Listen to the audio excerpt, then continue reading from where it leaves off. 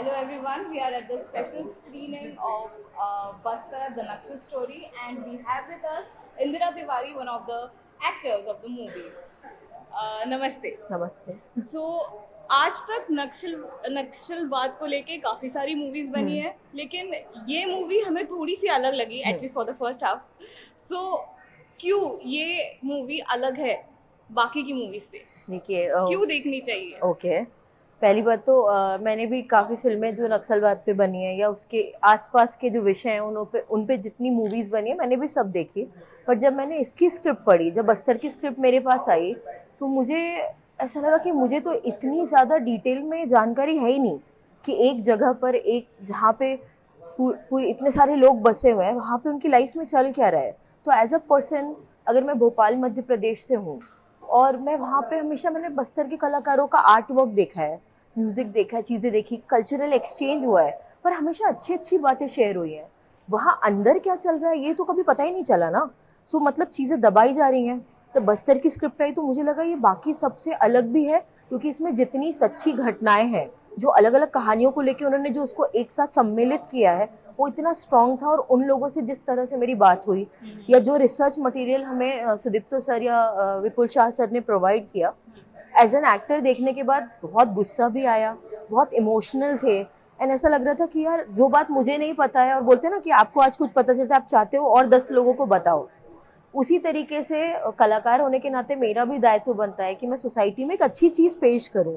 तो मुझे अंदर से मेरा एक गट फीलिंग है, बोला कि नहीं यार ये करना है, क्योंकि ये अलग है। और जिस तरीके से क्लीशे वे में कुछ चीज़ें हैं जो दिखाई कि ऐसे ही होती हैं वैसे ही होती हैं, उससे हटकर एक अंदरूनी कहानी है कि आपने शायद ये दुनिया जो है, ये सच्ची दुनिया आपने कभी देखी ही नहीं है। आपको हमेशा एक ऊपरी दुनिया दिखाई गई है जहाँ पर कुछ चीज़ें होती हैं और लोग डरते हैं। पर डरते क्यों हैं? और ऐसा नहीं वो लोग अनपढ़ हैं, वो जितने पढ़े लिखे लोग हैं, जितने स्मार्ट लोग हैं कि वो एक पावर पाना चाहते हैं, और उस पर उसे पाने के लिए वो जितना लोगों को प्रेशराइज कर रहे हैं, या बोलते हैं ना आज मैं आपसे मदद मांग रही हूँ, आप मेरी मदद करो, और आप ही मुझे एक्सप्लॉइट करने लगो तो मैं क्या करूँगी ना। तो मैं इसलिए मेरे को अंदर से ना बोलते हैं मेरा एक पब्लिक होने के नाते मेरा एक स्ट्रॉन्ग जागा कि नहीं यार सब कुछ हो रहा है इस फिल्म में, और मुझे लगता है ये बात मुझे आगे पहुंचानी है। तो बहुत ही स्ट्रॉन्ग फीलिंग थी वो। ओके. एंड आपको देखनी चाहिए, क्योंकि मुझे लगता है काफ़ी लोग हैं जिनको पता नहीं कि बस्तर में हो क्या रहा है, और बस्तर के बारे में जब बात करते हैं तो अच्छी अच्छी बातें ही होती हैं।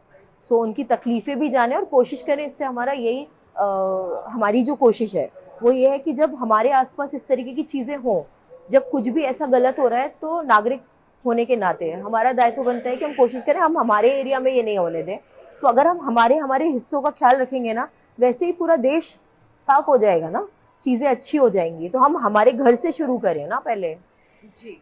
तो जब ये मूवी बन रही थी तब आपने वहाँ के जो लोग थे हम्म। या जो पीड़ित थे, उनसे किसी से कम्युनिकेट किया? नहीं बिल्कुल, हमें जब पहले दिन ही हमारा स्क्रिप्ट रीडिंग कंप्लीट हुआ, हमने सर से पूछा कि हम जानना चाहते हैं कौन लोग हैं, हम बात करना चाहते हैं। तो हमें ऐसे सब लोगों से बातचीत कराई गई, बहुत सारी चीज़ें रिसर्च दिखाया गया, बहुत सारी वीडियोस दिखाई गई, और जो हम वन ऑन वन बात कर सके, हमारे हर प्रश्न का जवाब वहाँ से आता था।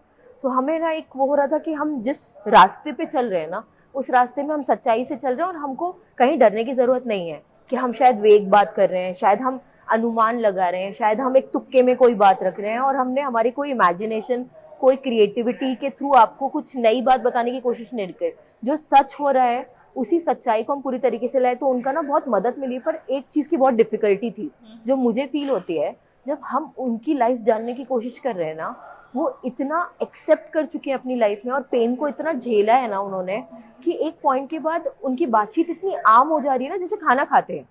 तो मुझे अंदर से बार बार ये लग रहा था कि जिनको हम ऐसे सुन रहे कि जिनके ऊपर इतना बीती है, वो लोग इतने ठंडे पड़ चुके हैं इस वक्त कि कुछ हो ही नहीं रहा है। तब ऐसे लोगों को जब हम रिक्रिएट करने जा रहे हैं, हम जब चीज़ें बनाने जा रहे हैं, तो हम कितना एक्सप्रेस करेंगे आर्टिस्ट होने के नाते, कितनी सच्चाई से ये बात रखेंगे कि ये ओवर ड्रामेटिक नहीं हो, और ये बात ऐसा नहीं लगे कि हम ज़्यादा ही रो रहे हैं, ज़्यादा ही अपना दुख बयान कर रहे हैं।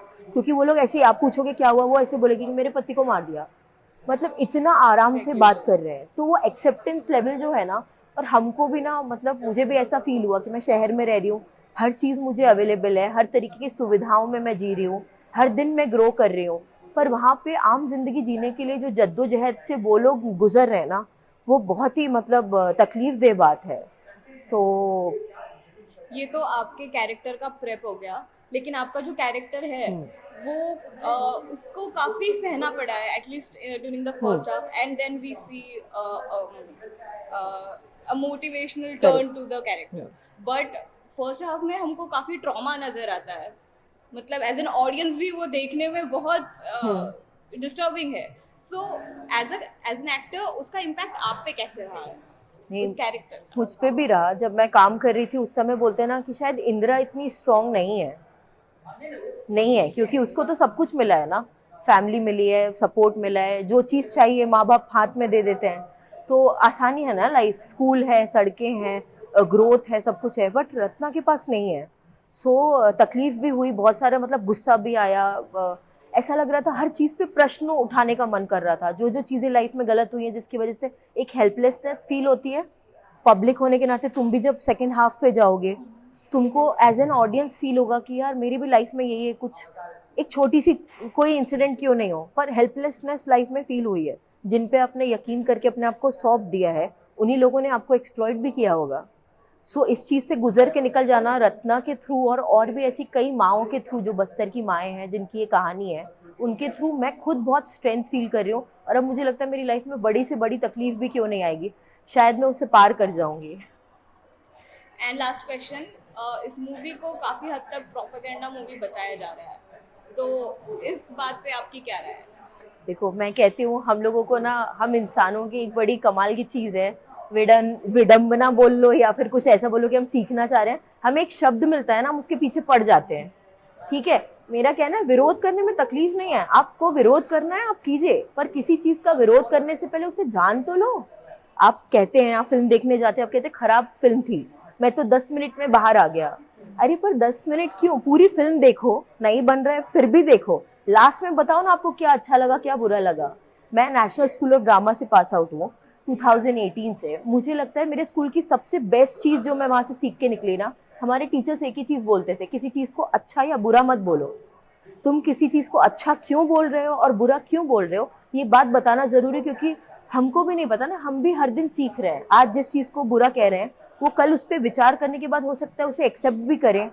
तो कोई चीज़ तुरंत उसका रिजल्ट देना ठीक नहीं है। तो उसे, मेरा कहना है आप पहले सिनेमा हॉल जाइए, आप फिल्म को देखिए, उसके बाद आप बताइए आपको कैसी लगी, और हम आपके विचारों को पूरे तरीके से एक्सेप्ट करते हैं और आपके प्रश्नों का हम बहुत स्वागत करते हैं। तो यही उम्मीद रहेगी कि सब लोग पसंद करें, देखे जाएं। और डिफ़िकल्ट तो है, पर सच्चाई सुनने वाले, मतलब बोलते हैं ना, बहुत प्योरिटी कम हो गई है दुनिया में। पहले प्योर घी आया करता था, खाना प्योर होता था, अब सब चीज़ में मिलावट है। तो अगर आप बोलते हैं ना कि हमारी जो जनरेशन है वो बहुत ज़्यादा लेयरिंग में जी रही है, तो कोशिश करके एक चीज़ को देखें, एक्सेप्ट करें और आगे भी इसे फॉरवर्ड करें। अगर आपको अच्छा लगता है तो कृपया करके और 10 लोगों को बताएं। बहुत बहुत शुक्रिया और आपको बहुत सारी शुभकामनाएं थैंक यू। आपके मूवी के लिए। Thank you so much.